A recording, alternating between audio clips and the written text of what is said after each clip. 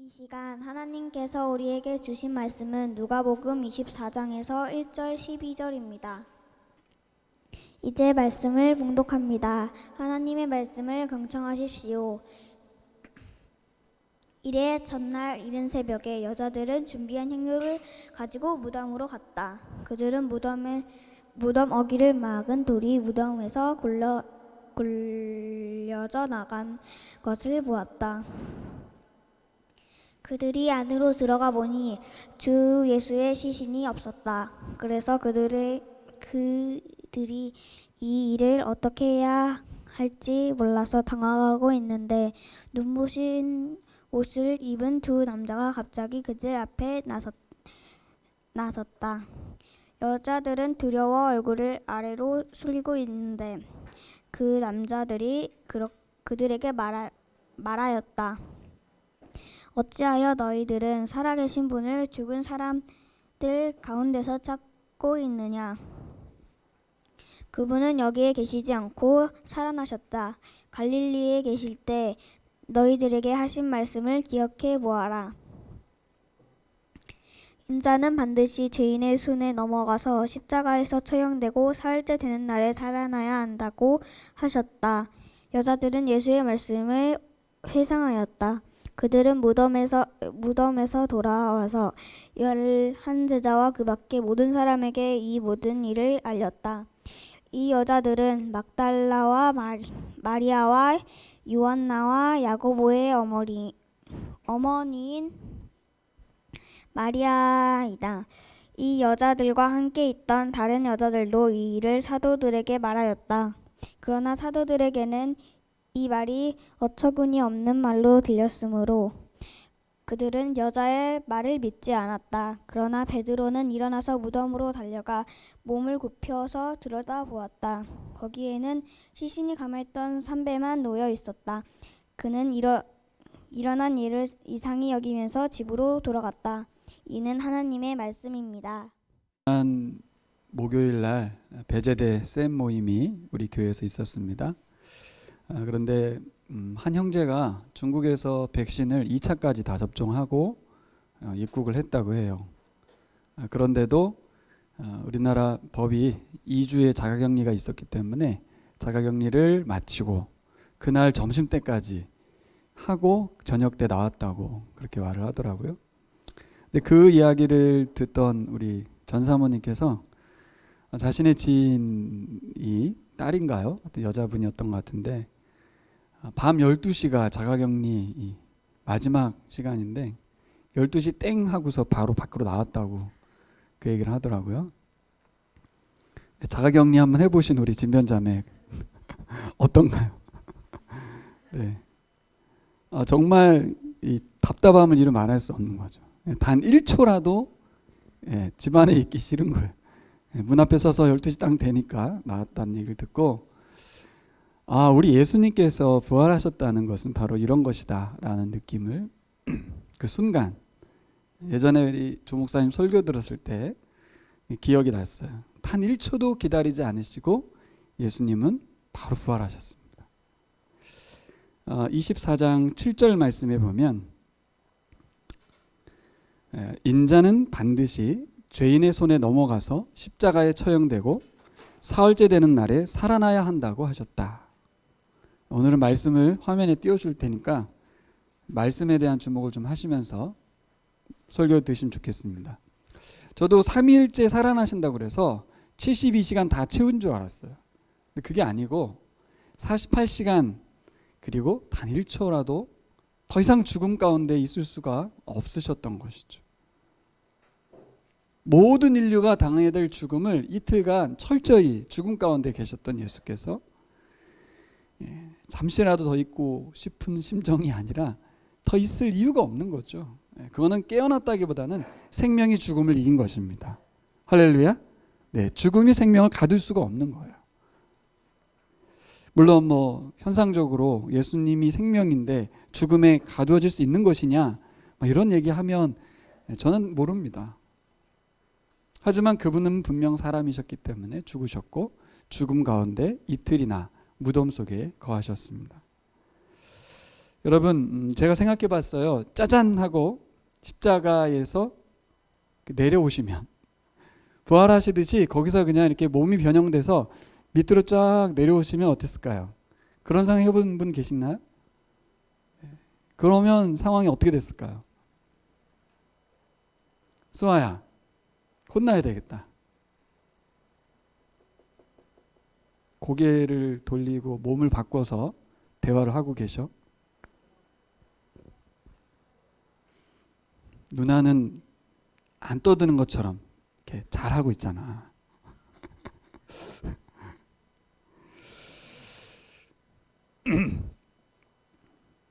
그냥 십자가에서 짜잔 하고 내려오시면 어땠을까? 왜냐하면 사람들이 십자가에서 내려와라. 당신이 하나님의 아들이면서 능력도 많다면서 다른 사람을 살리면서 자기를 못 살리냐? 막 이러면서 자존심을 박박 긁었죠. 사실 자존심이 예수님에게는 없는 게 아니에요. 다 사람에겐 자존심이 있습니다. 목숨보다 귀한 자존심. 그걸 긁었거든요. 특별히 그분의 정체성을 위협했습니다. 우리가 하나님을 욕하면 여러분 누가 기분 나쁘겠습니까? 하나님 기분 나쁘죠. 여러분 자녀에게 그 부모님을 욕하면 기분이 어떻습니까? 가만 안 있죠. 우리 아빠 엄마를 욕해? 이러면서 막 흥분하게 됩니다. 사람들은 하나님을 욕했습니다. 하나님의 아들이라는 말을 가지고 비아냥거렸습니다. 네가 하나님의 아들이라면 내려와라. 하나님이 이런 방법을 쓸 리가 없다는 것이죠. 그러면서 조소를 보내고 욕설을 보내고 때리고. 근데 여러분, 예수님이 이렇게 참으실 이유가 있었을까요? 참으실 이유가, 참으셔야 했습니다. 그 이유는 왜 그래요? 예수님은 부활하셔야 되기 때문에. 십자가가 그분의 끝이 아니에요. 고난을 대신 당하는 게 끝이 아니고.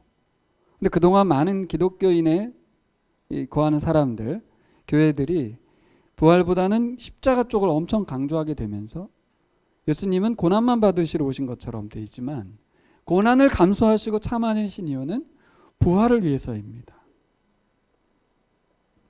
우리 대신 죽음 가운데 거하셨다가 이틀 지나서 하나님의 성령의 능력이 그분을 살리신 줄 믿습니다. 저는 지난 엎드린 기도의 기간에 이 기도 제목이 올라오는데 사실 제가 유심히 봅니다. 기도 제목. 그 기도 제목은 곧 그분을 대변해 주거든요. 그분의 상태를 말해주고. 우리 윤정 성도님 기도 제목에 엣지통독 읽었는데 나사로 사건의 말씀을 읽으신 것 같아요. 부활을 믿기 어렵다라고 기도 제목을 올려주셨어요. 전 정말 감사했어요, 사실. 왜냐하면 믿는 척한 게 아니라 믿음을 기도하고 도움을 요청한 것이잖아요. 그렇죠?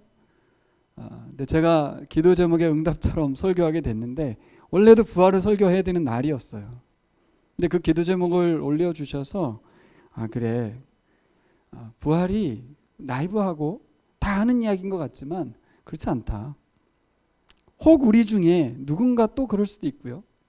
두 번째, 내가 부활을 믿는다 하더라도 부활이 그죠? 예수의 부활로만 끝나는 게 아니라 예수 부활이 나의 부활이 될 수 있는 그것을 위해서는 계속되는 도전이 필요하다는 거죠. 그래서 저는 우리 윤정 성도님의 기도 제목이 너무 좋았고 감사했어요. 그런 적극적 표현이 저에게 설교에 힘을 줘요. 왜냐하면 다 아는 얘기인데 부활 다 믿고 있지 않나? 이런 생각 속에서 전하게 되는데 그렇지 않다는 거죠. 또 우리 다음 세대에게도 마찬가지예요.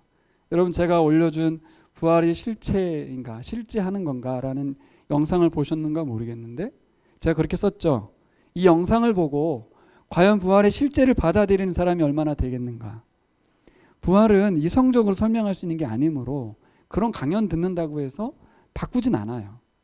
하지만 다음 세대에게, 우리 아이들에게는 무조건 믿어라, 성경에 써 있지 않느냐, 이게 아니라 저렇게 지성적이고 친절하고 차분한 설명이 필요한 거죠.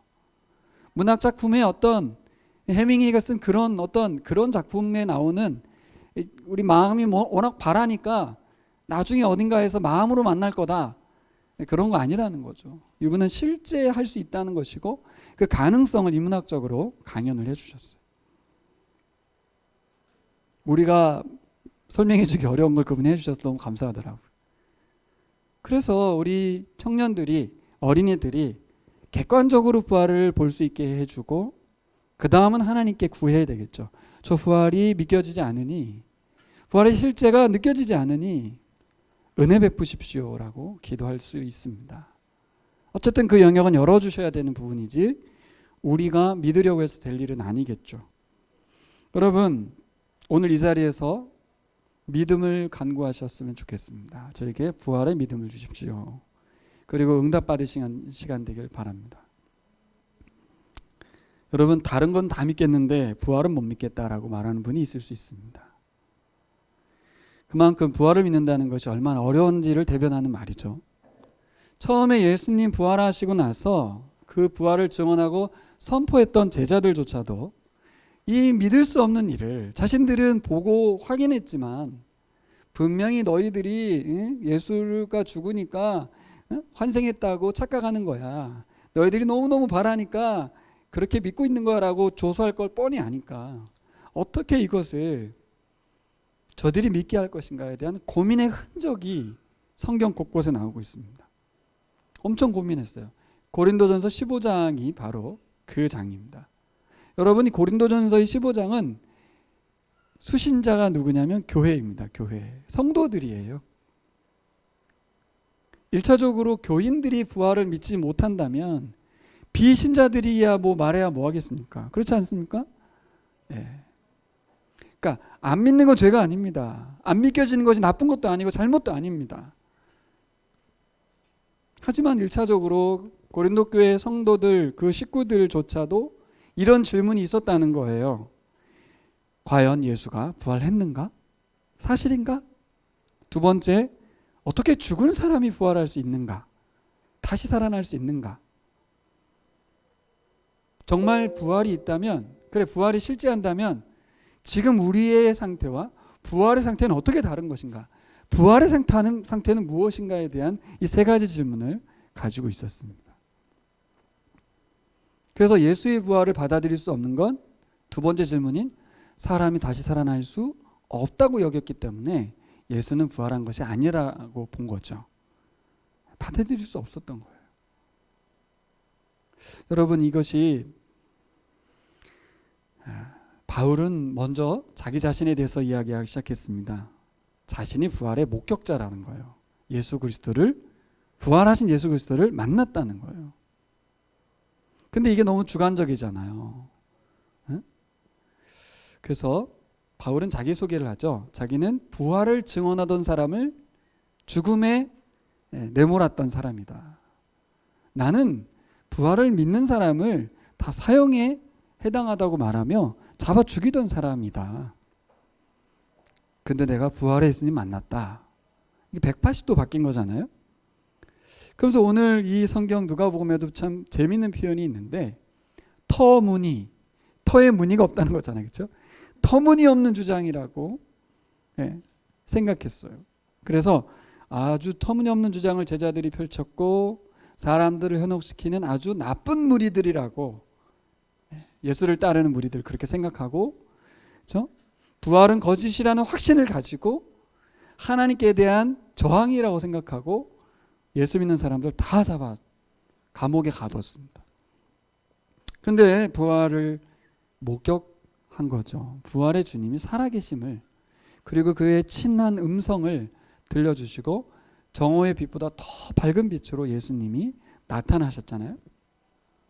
너무 주관적인 이 상황을 객관적으로 설명이 필요했기에 고린도 교회 교인들에게 몇 가지 증거를 댔습니다. 첫째는 뭐냐면, 증거가 넘치는데 나만 본 게 아니고 11명의 제자들도 봤다는 거예요. 그냥 한 번 본 게 아니라 여러 번 봤다는 거고, 여러 번 말씀을 들었다는 것이고, 또 여러 번에 걸쳐서 고기도 먹고 밥도 먹었다는 거예요. 죽은 사람이 살아나면 귀신일 수 있죠. 그가 무슨 밥을 먹습니까? 영적 존재라고 생각하면 밥을 먹을 수 없는데 고기도 먹고 밥도 먹고, 근데 신기하게 벽도 통과하고, 아, 이거는 환생의 개념이 아니구나, 새로운 존재구나 라는 것을 이제 알게 해주셨습니다. 그래서 부활입니다. 나사로처럼 죽었다가 다시 살아나고 또 죽는 개념이 아닙니다. 부활은 새로운 몸을 입은 거예요. 또 하나, 500명도 넘는 사람이 동시에 예수님의 부활을 목격했대요. 동시에, 한 자리에서. 그래서 의문이 가죠. 돈 주고 뒤에서 포섭한 게 아닐까, 사주했을 가능성이죠. 그런데 동시에 500명이 한 번에 부활을 목격한다는 게 이게 쉬운 일도 아니지만 워낙 광범위하게 보였다는 얘기잖아요. 문제는 500명이 동시에 볼 수도 있다고 쳐요, 양보해서.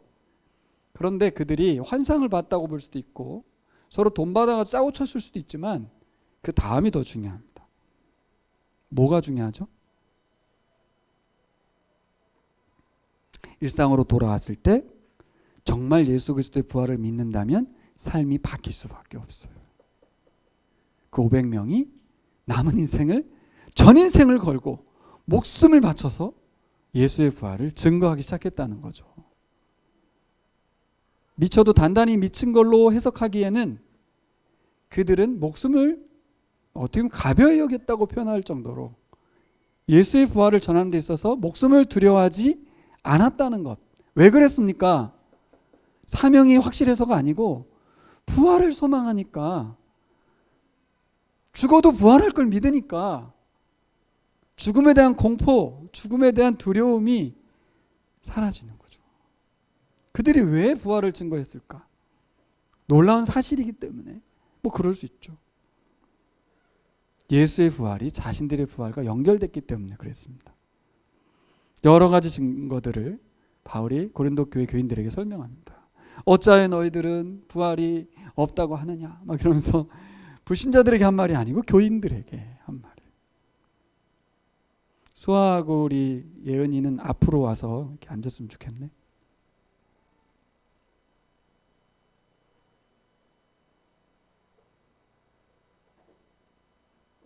예은이가 앞으로 와. 예은이가 맨 앞으로 와서 앉아 있어. 맨 앞에 와, 맨 앞에. 정말 중요한 말씀을 전하고 있는데 안 듣고 싶은가 봐. 여러분, 그래도 믿기가 힘들죠, 부활에 대해서.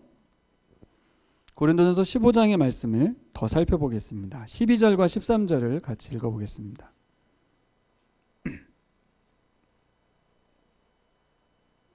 네, 같이 읽어볼까요? 그리스도께서 죽은 사람 가운데서 살아나셨다고 우리가 전파하는데 어찌하여 여러분 가운데 더러는 죽은 사람의 부활이 없다고 말합니까? 죽은 사람이 부활이 없다면 그리스도께서도 살아나지 못하셨을 것입니다. 사도 바울은 거꾸로 설명을 했습니다. 사람이 어떻게 부활할 수 있어? 라는 거를 거꾸로 설명했어요. 예수가 부활을 했다. 그러니 사람도 부활할 수 있는 거다. 이렇게 말을 했습니다. 여러분 모두가 다 아는 것처럼 예수는 분명 사람이었습니다. 30년을 넘게 그들과 동시대에 시공간 속에서 같이 살았습니다. 그분도 화장실 갔어요. 그분은 신이 아니라고요. 그분 똑같이 사람이었던 거 모두가 다 알지 않느냐? 그분 사람이었다. 근데 그가 부활하지 않았냐? 그러면 뭐야? 결론은 사람은 부활할 수 있다는 것이죠. 다시 16절에 똑같은 말을 한 번 더 합니다. 죽은 사람들이 살아나는 일이 없다면 그리스도께서 살아나신 일도 없었을 것입니다. 여러분, 당시 유대인들은 부활을 믿고 있었습니다. 우리 대한민국이나 일반적인 사람들과 달리 유대인들은 부활을 믿고 있었습니다. 하지만 이 편지의 수신자는 고린도 교인들이기 때문에 이방인들이죠. 그러니까 부활이라는 개념이 없죠. 없고 당시 영지주의 세계관에 의해서 몸의 부활도 없어요. 뭐만 있어요? 영적 존재로 승화되는 거거든요. 근데 예수가 몸을 입은 부활을 가졌다고 하고 밥을 먹고 고기를 먹었다는 것은 완전 이해할 수 없는 개념이에요. 왜 또 왜 또 육을 입냐는 거예요. 이해할 수 없죠.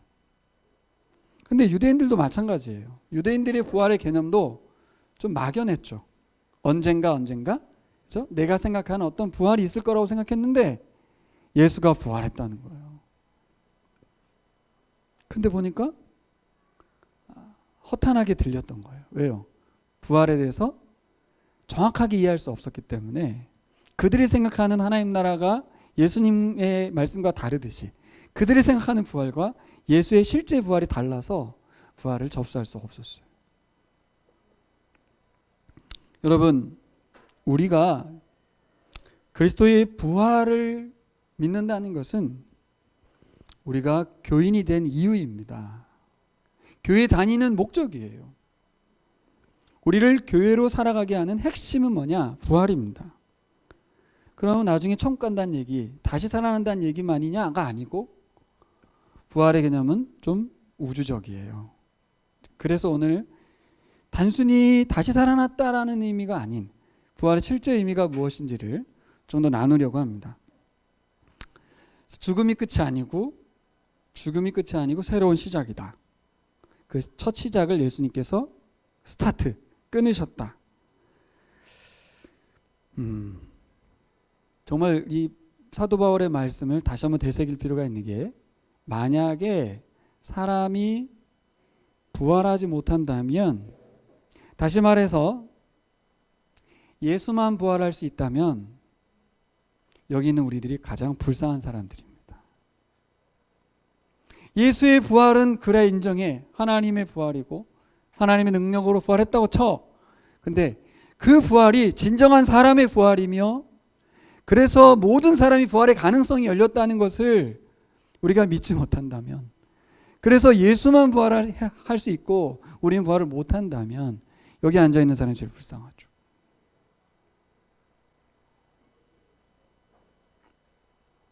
그래도 믿기가 힘들죠. 이번엔 다른 말씀을 살펴보고 싶습니다. 두 번째 우리가 생각해 봐야 될 건 부활은 어쩌다 생긴 일이 아니라는 거예요.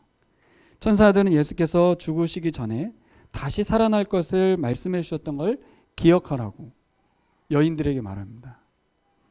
누가복음 24장 5, 6, 7절을 보면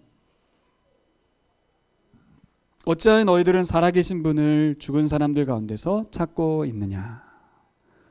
놀라운 말이죠. 왜 무덤에 와가지고 살아있는 사람 찾냐는 거예요. 왜 살아있는 사람이 무덤에 있겠냐는 거예요. 그분은 여기 계시지 않고 살아나셨다. 갈릴리에 계실 때에 너에게 하신 말씀을 기억해 보아라. 인자는 반드시 죄인의 손에 넘어가서 십자가에 처형되고 사흘째 되는 날에 살아나야 한다고 하셨다라고 천사가 그때 말씀을 기억하게 했습니다. 그래서 여인들이 회상했다고 하죠. 아, 맞아. 그랬지. 근데 그게요, 먼 미래에 일어날 줄 알았는데 내가 살아있는데 얼마 지나서 바로 일어났어요, 여러분.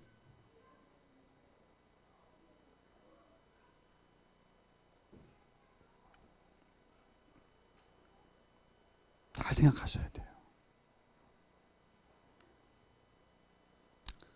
우리가 죽는 순간은 부활의 순간입니다. 죽는 게 두렵지 않을 수 있는 이유는, 그리고 내 생애 가운데서도 충분히 주의 부활을, 나의 부활로 만날 수 있는 그 시간이 내 앞에 바로 있을 수도 있다는 그 소망이 부활에 있습니다. 먼 미래에 내가 죽고 나서 언젠가는 부활이라는 게 있겠지 했던 그 부활이 그 여인들의 생애 가운데 시공간 속에서 벌어졌어요. 여러분, 이미 부활을 계획하셨다는 거죠. 하나님과 예수 그리스도 성령님께서 계획하신 부활입니다. 다만 제자들은 그 부활이 예수님이 죽으시고 곧장 시작되리라고 생각하지 못했던 것입니다. 아까 말씀드리지만 유대인들에게 부활 개념이 있었기 때문에 그럴 수도 있는 일이지만 내 생에 지금 곧 바로 일어나리라고 생각하지 못했던 거죠.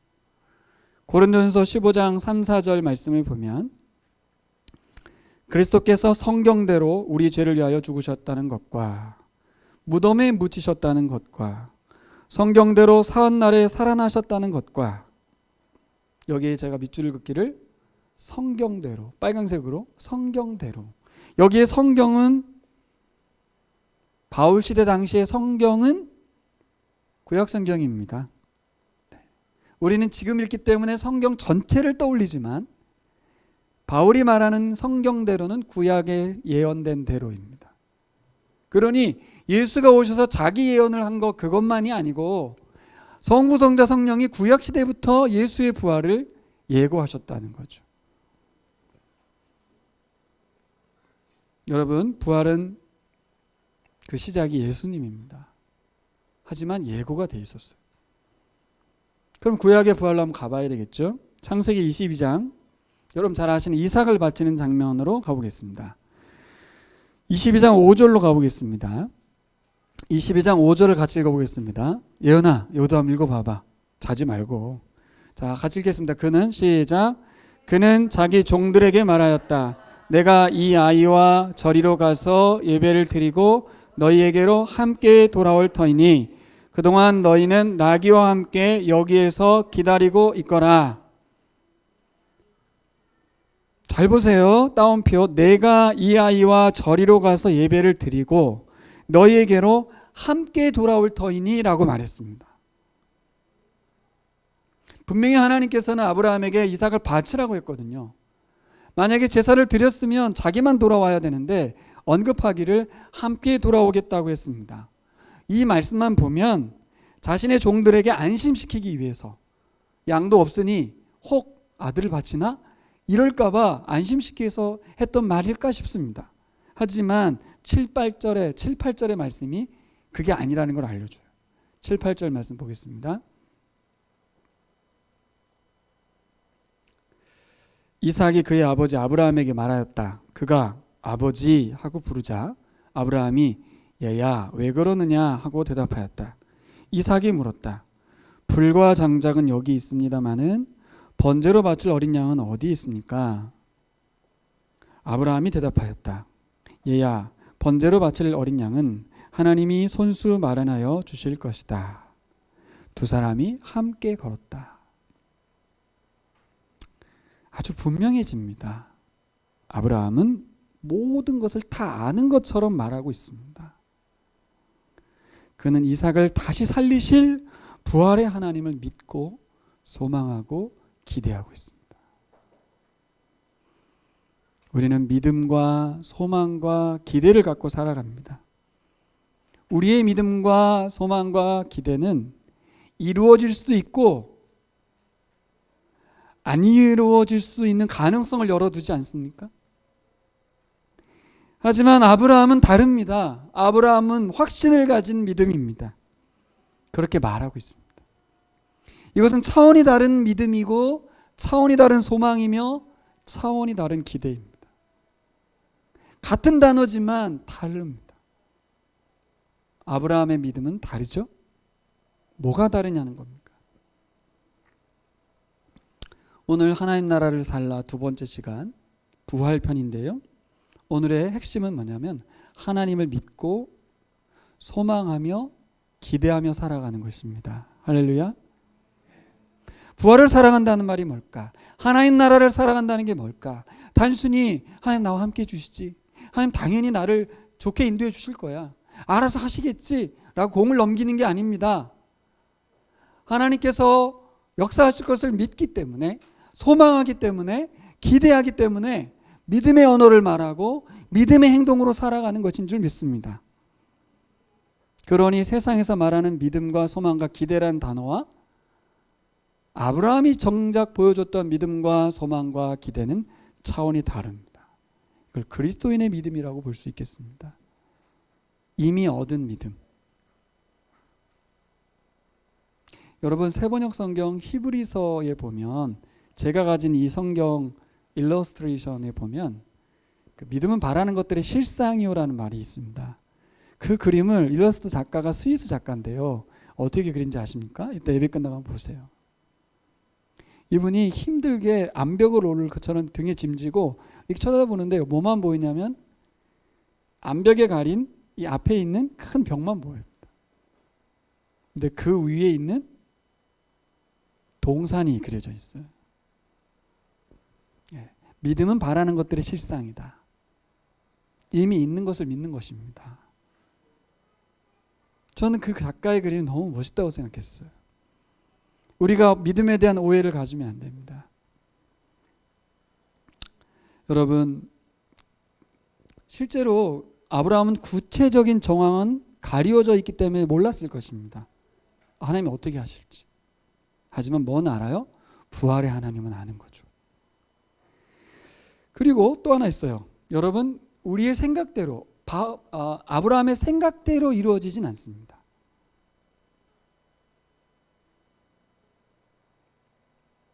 이해되십니까? 믿음과 소망과 기대가 있다고 해서 내 생각대로 되지 않죠? 하나님의 계획대로 됩니다. 여러분, 하지만 막연하지 않아요.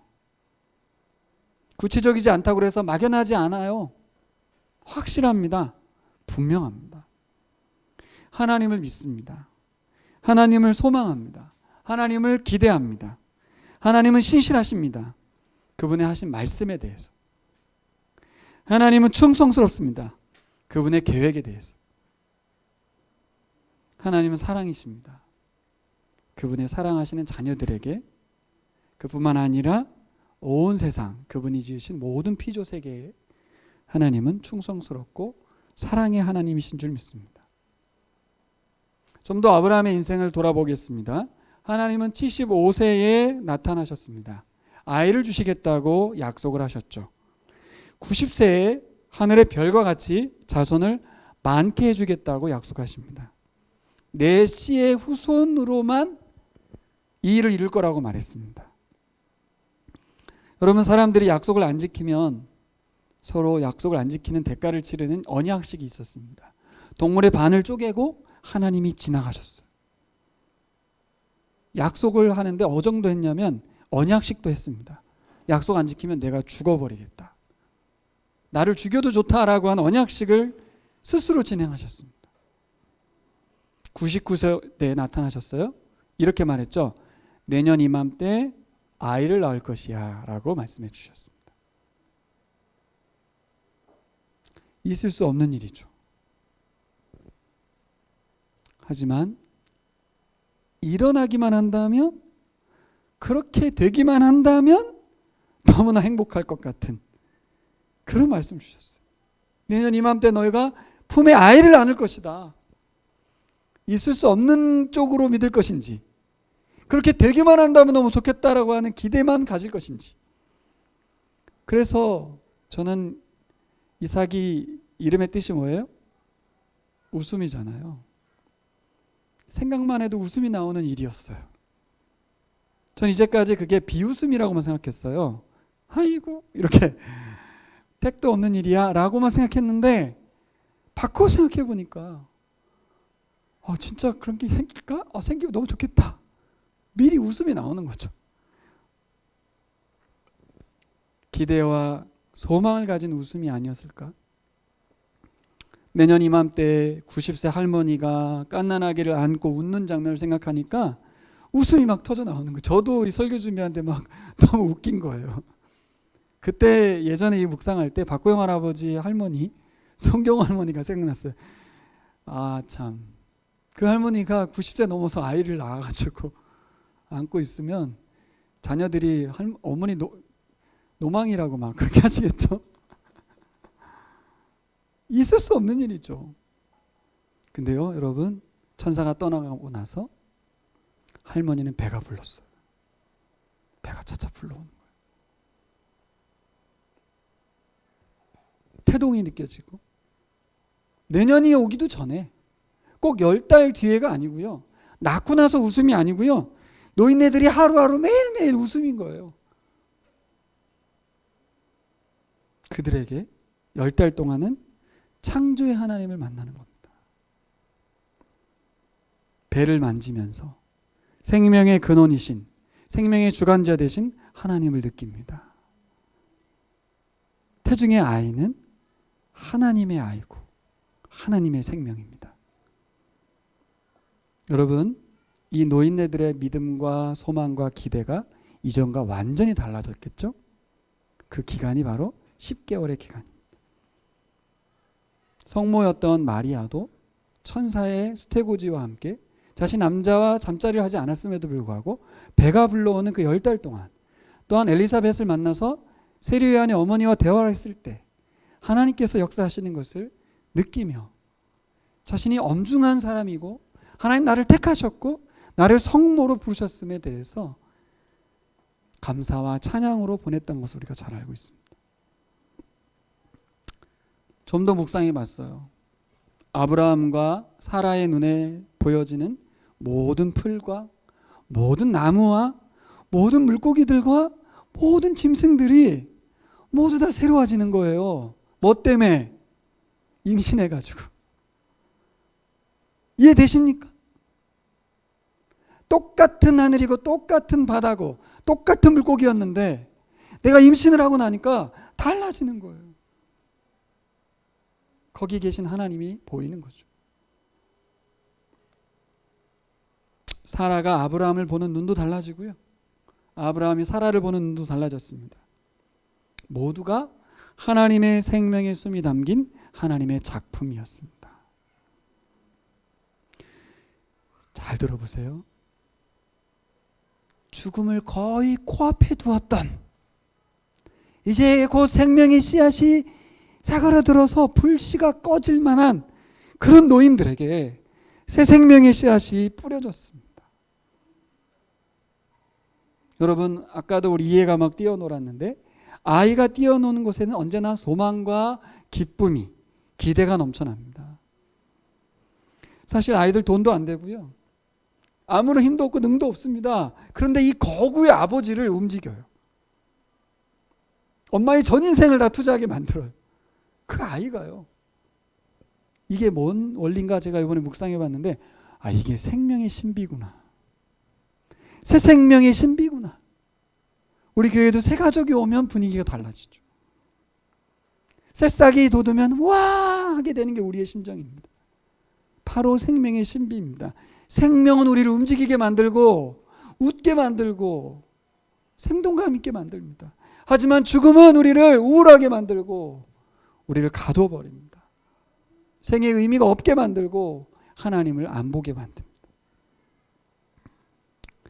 여러분, 15년쯤 지난 시간에 하나님은 이삭을 바치라고 요구하셨습니다. 그것도 불에 태워서 바치라는 인신제사를 요구하셨습니다. 그때 아브라함은 이렇게 하지 않았습니다. 하나님도 별 수 없구나. 하나님도 이방신하고 똑같구나. 인신제사를 요구하다니 터무니없고 납득이 안 되네. 이렇게 하지 않았습니다. 아브라함은 죽은 태에서 생명을 창조하신 하나님을 다시 바라보았습니다. 노인에게 웃음을 주셨던 하나님, 이삭의 생명의 주인 되신 하나님께 그분의 계획을 인정하고 그분의 주권을 수용했습니다. 그분의 말 속에 드러나죠. 하나님이 친히 양을 준비할 것이다. 나는 분명히 이 아이와 같이 돌아올 것이다. 죽어도 살겠고 라는 말이죠. 여러분, 아브라함은 모두 다 알고 있는 듯한 어떤 믿음과 소망과 기대의 발언을 쏟아내고 있습니다. 다 알고 있는 것 같지 않아요? 이게 단순히 믿음일까요? 놀랍지 않습니까? 아브라함의 이 어떤 발언이. 제가 오늘 해석해 드리겠습니다. 원래 아담은 하나님의 형상을 입고 있었습니다. 그분의 DNA를 가지고 있었죠.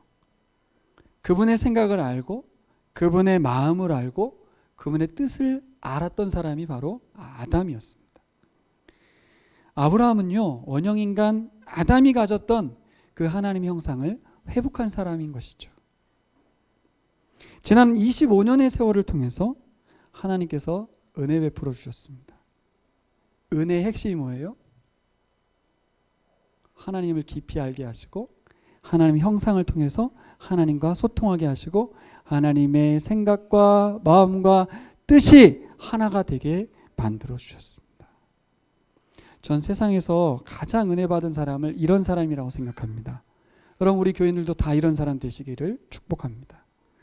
하나님의 형상이 온전히 회복된 모습으로 살아가는 사람, 역사 속에 존재했던 아담, 노아, 아브라함, 요셉, 예수 그리스도, 그리고 수많은 믿음의 선진들이 있습니다.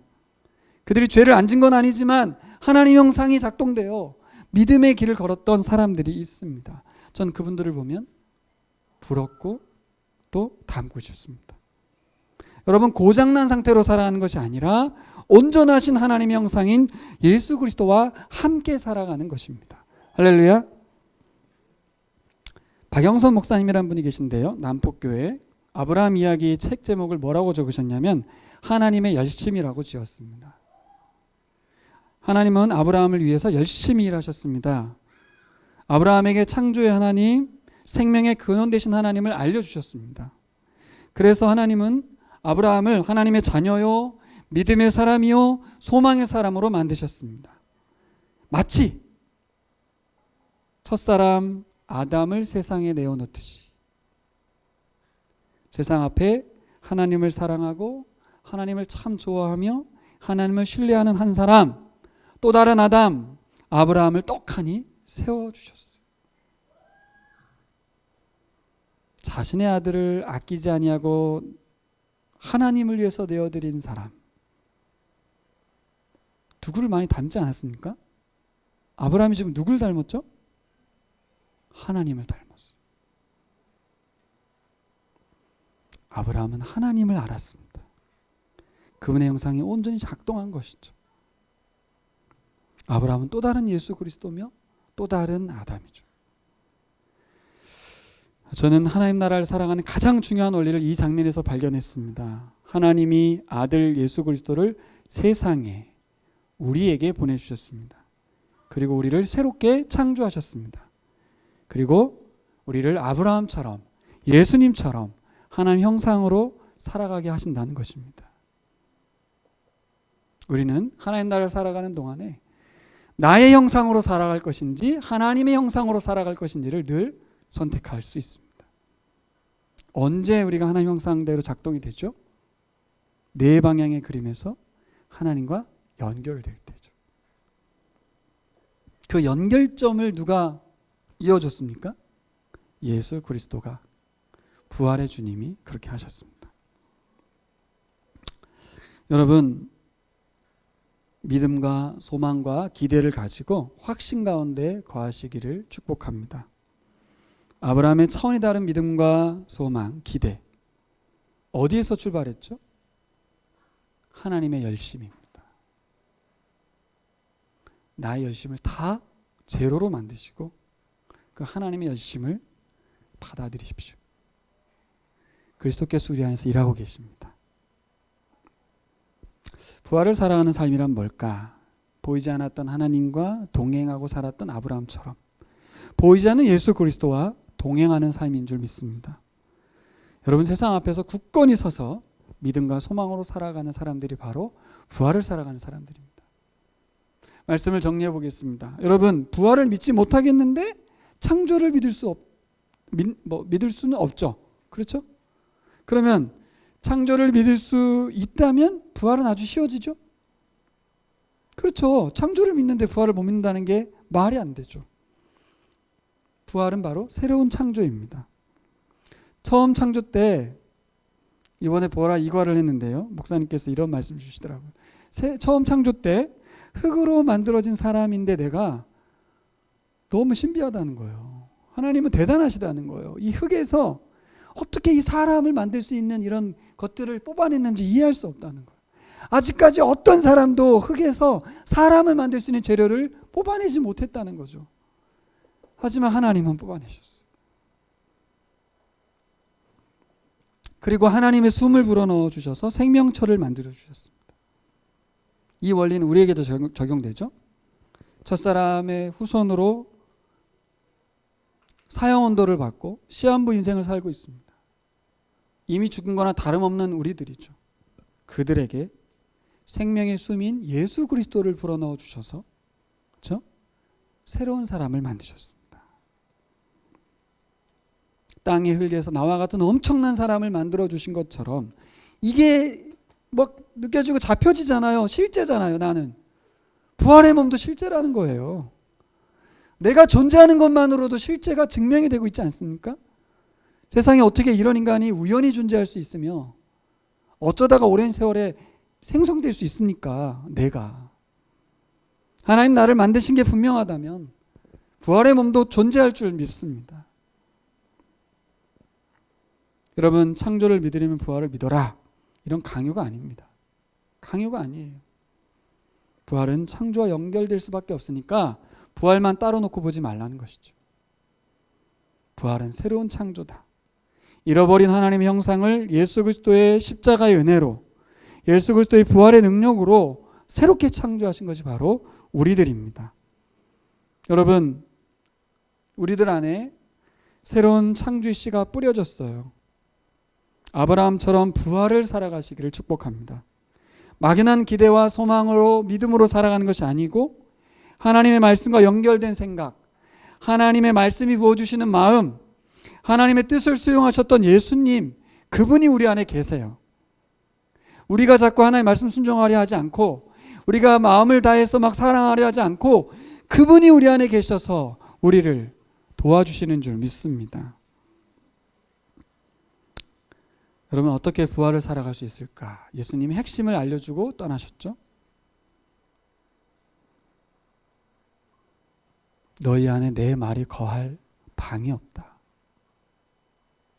요한복음을 다시 읽어보시면 예수님은 제자들에게 수번에 걸쳐서 반복해서 나의 말이 너희 안에 거해야 된다. 내가 있을 공간이 없다라는 말을 하셨어요. 부활은 예수 그리스도의 말씀이 내 안에 잠잠히 머무는 것입니다. 그것이 나를 움직이는 것이고 그분이 나와 함께 거하는 것입니다. 여러분 꼭 기억하십시오.